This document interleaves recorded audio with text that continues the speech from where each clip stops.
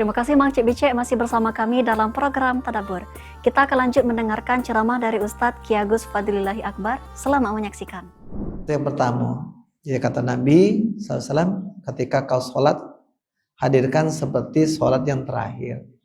Maksudnya apa? Pasti kita pengen benar-benar. Benar hatinya, benar caranya. Siapa mana dulu pernah ada seorang dari Arab Badui yang disuruh Nabi sholat sampai 3 kali ngulang. Kenapa? Tidak benar sholatnya. Maka kata Nabi, Sallu kama ra'aitumuni usolli. Sholatlah sebagaimana kau melihat aku sholat. Jadi benar-benar akhirnya kita melaksanakan. Kadang-kadang tidak tahu sholatnya yang dibaca apa, gitu ya. Belum lagi gerakannya kilat, ya. Nah, selesai. Kadang-kadang kita melihat ya mungkin menarik napas panjang. Kadang-kadang ada share di YouTube, gitu ya, di sosial media kita. Sholat tarawih 7 menit. Mana nih sholat tarawih 7 menit itu 20 rakaat itu. Nah, ini kan berbahaya. Oh, kita yang sholat 4 rakaat, 8 rakaat itu baik sampai setengah jam. Beda ya? Data di masalah kita berapa jam? Setengah jam? Nah, setengah jam.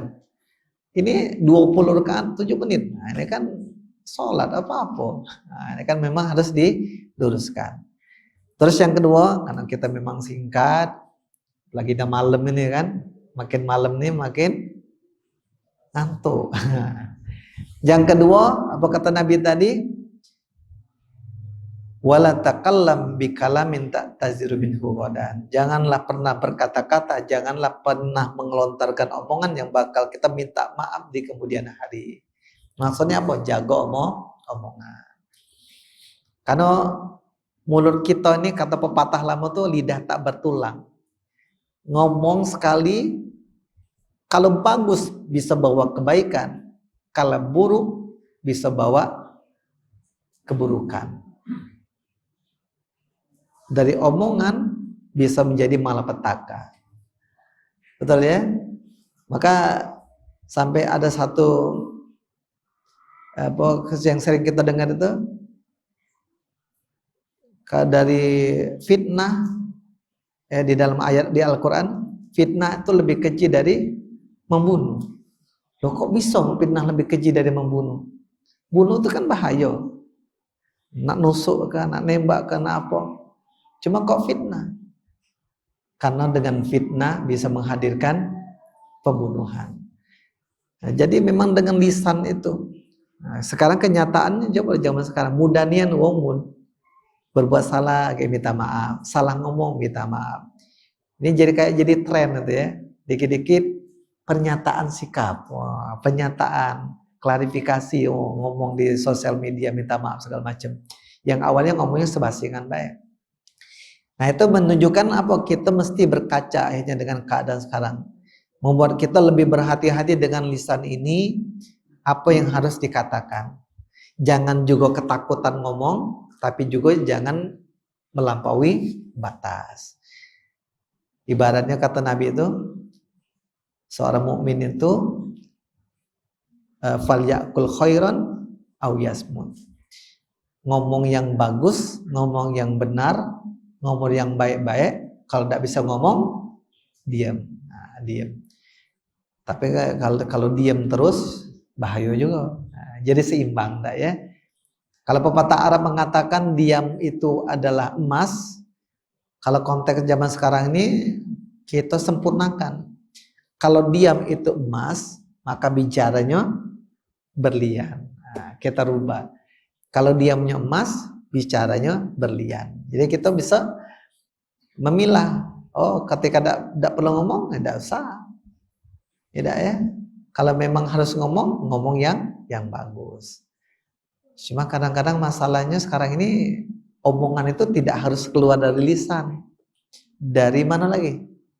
Dari pencetan HP, atau ya, chatting-chattingan.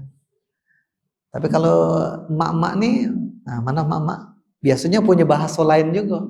Suara tidak berbunyi, tapi wajah berekspresi.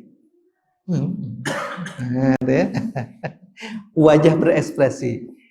Nah, mulailah kaget dari mulut, dari mata, jingok itu, dari mata, mulailah. Kadang-kadang apalagi nak ngatoi, nah, itu kan bahaya. Jadi memang kita mesti berhati-hati. Benar-benar jangan sampai hal-hal tersebut dapat merusak, dapat mengurangi nilai-nilai kemuliaan kita di hadapan Allah Subhanahu wa taala. Terus yang terakhir, yang ketiga, apa kata Nabi tadi? Wajmi'il yakhsha mimma fi aidin nas. Kumpulkanlah segenap kekecewaan kepada manusia. Loh, maksudnya apa? Kita disuruh kecewa? Tidak. Maksudnya apa?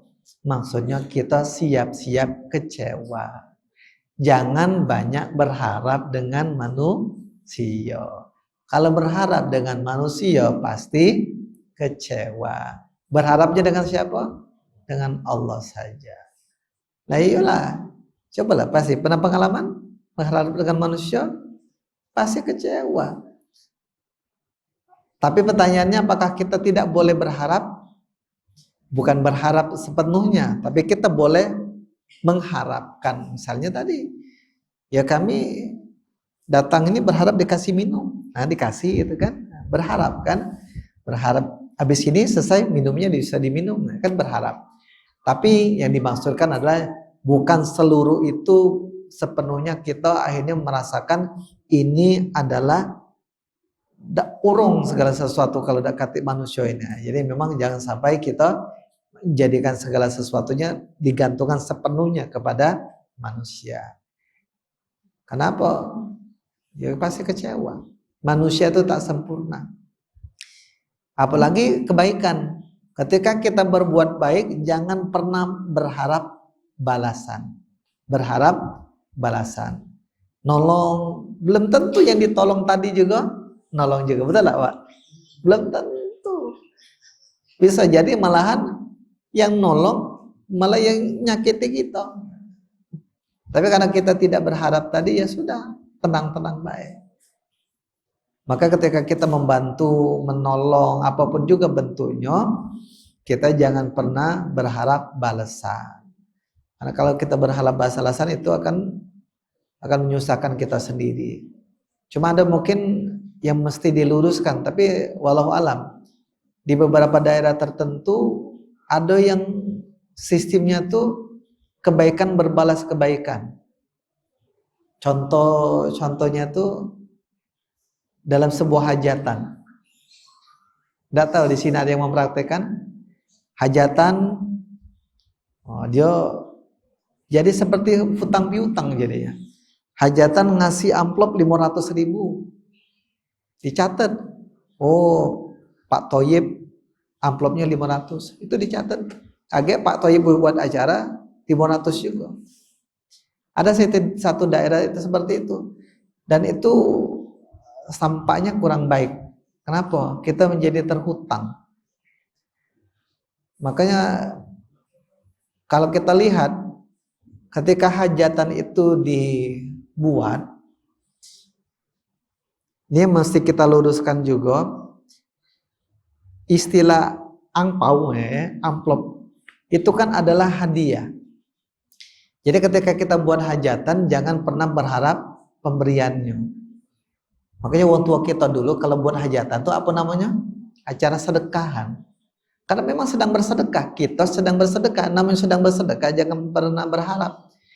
Nah, kenapa akhirnya ada satu kebiasaan adat istiadat kita lagi ada hajatan, ada yang bawa amplop, ada yang bawa kado. Itu namanya saling memberi hadiah. Ini sedang buat hajatan, senang dia kasih hadiah, senang juga senang. Nah, itu namanya saling berberi hadiah. Cuman jangan sampai diniatkan, jangan sampai kita buat acara, mohon maaf, kaget tuh berharap catering belum dibayar, nunggu apa? Nunggu duit amplopnya. Nah, itu jangan sampai.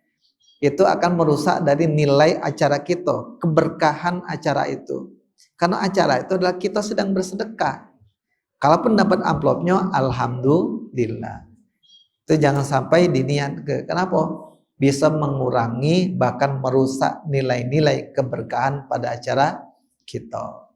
Nah, itu mungkin Bapak Ibu hal-hal yang sangat erat hubungannya. Kenapa kami bilang sangat erat hubungan bulan ini? Karena ketika di bulan Rajab sebagai fase pemanasan, di bulan ini kita diingatkan dengan peristiwa perintah sholat yang pertama kali disampaikan oleh Allah Subhanahu wa taala. Bukan sholat ya, sholat 5 waktu sebagai kewajiban kita. Sholat sudah dilakukan oleh sejak dari umat-umat terdahulu. Nah, ketika sholat 5 waktu diperintahkan oleh Allah dalam peristiwa Isra wal Mi'raj, mengingatkan kita tentang sholat. Kenapa yang kedua tadi kami sampaikan tentang jaga lisan? Karena ketika masuk ke fase yang kedua, kita lebih diingatkan dengan nilai-nilai yang saat itu terjadi di bulan Sya'ban adalah bagaimana suasana itu adalah suasana hening. Orang-orang fokus untuk tadabbur dan juga introspeksi diri. Menunjukkan kita bahwa kita harus mengevaluasi setiap yang keluar dari lisan dan setiap apa yang kita perbuat. Barulah tiba nanti di bulan Ramadan, berharap kita sepenuhnya hanya kepada Allah saja. Kepada Allah saja. Maka dalam satu riwayat Nabi pernah ngomong, Ramadan itu adalah bulan untuk umatku. Bulan Sya'ban itu bulan untukku. Nah, bulan Rajab ini bulan Allah.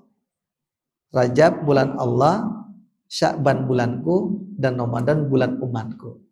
Kenapa ada ungkapan seperti itu? Karena ketika di bulan Rajab ini adalah bulan yang Allah muliakan. Salah satu bulan haram. Yang kedua, kenapa bulan Sya'ban itu Nabi mengatakan adalah itu bulanku? Karena salah satunya di bulan Sya'ban itu turun ayat yang Allah seru kita untuk memuliakan Nabi. Dan terakhir di bulan Ramadan, bulan bagi kita menyiapkan bekal-bekal amal untuk kita benar-benar pantas mendapatkan kemuliaan di hadapan Allah Subhanahu wa taala. Nah, itu mungkin Bapak Ibu semuanya yang disampaikan Allah Subhanahu wa taala yang bisa kami sampaikan, mudah-mudahan jadi kebaikan dan berkeberkahan bagi kita. Sebagai ungkapan untuk saling nasihat menasihati, mengingatkan diri, mudah-mudahan menjadi kebaikan. Karena kata Allah sendiri, saling ingat mengingatkan. Mudah-mudahan itu akan menjadi kebaikan kita sebagai sesama muslim. Biar tidak satu arah, mungkin kami beri kesempatan, mungkin dari Bapak dan Ibu ingin sharing-sharing terkait dengan materi kita, ataupun di luar dari itu kami persilakan. Ya, Tori? Ada Bapak dulu ada? Atau dari ibu-ibu? Ada yang mau ditanyakan? Ya, Tori, silakan. Belum ada ide itu ya. Belum ada ide. Oh ya, silakan. Waalaikumsalam warahmatullahi wabarakatuh. Kenapa bulan Rajab, bulan Sya'ban itu disebut dengan bulan Ruah atas sejarah itu? Bulan Ruah ya, bulan Ruah. Ruah itu kan kalimat bahasa kita. Ruah maksudnya bulan arwah ya. Bulan arwah. Kenapa jadi kebiasaan? Karena tadi sebenarnya kalau balik ke historis sejarah, karena kan tadi kalau kita lihat kita sedang beramal ibadah. Tadi kan balik tadi, pokoknya beramal yang sebaik-baiknya. Nah, bagi orang-orang yang sudah meninggal kan tidak bisa lagi beramal ibadah. Tapi ahli-ahlinya masih bisa. Ya pemirsa, itu dia tadi ceramah dari Ustadz Ki Agus Fadlillahi Akbar. Kita akan lanjut mendengarkan ceramahnya setelah jeda berikut ini. Tetap bersama kami dalam program Tadabbur.